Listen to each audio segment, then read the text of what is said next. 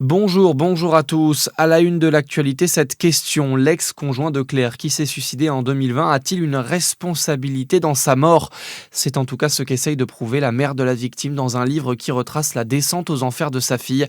La jeune femme jurassienne morte à 29 ans aurait été, selon ce témoignage, progressivement détruite par une relation marquée par l'emprise, les humiliations et le harcèlement.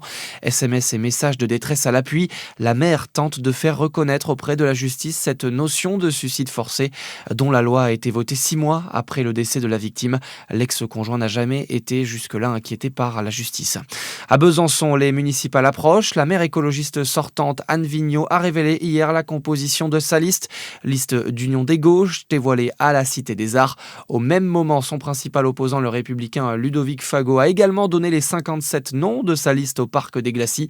Une équipe composée de la droite et du centre selon le candidat. Environ 200 personnes mobilisées hier à Dijon, principalement issues de la communauté kurde, pour manifester leur soutien au Rojava, province autonome kurde en conflit avec l'armée syrienne. Dans le reste de l'actualité en France, Sébastien Lecornu peut désormais se projeter. Dans une interview accordée à la presse régionale, le Premier ministre a présenté sa feuille de route jusqu'à l'été prochain. Il annonce notamment qu'il signera dans les prochains jours le décret de publication de la feuille de route énergétique de la France sur 10 ans. Attendue depuis plus de 2 ans, la loi de programmation militaire, elle, sera présentée en avril.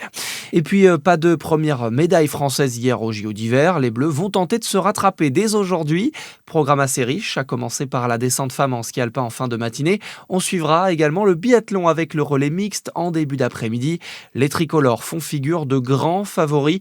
Parmi eux, deux bourguignons, le jurassien Quentin Fillon-Maillet et la native du Doubs, Lou Jean Monod. Voilà pour l'essentiel de l'actualité. Excellente journée sur Fréquence Plus.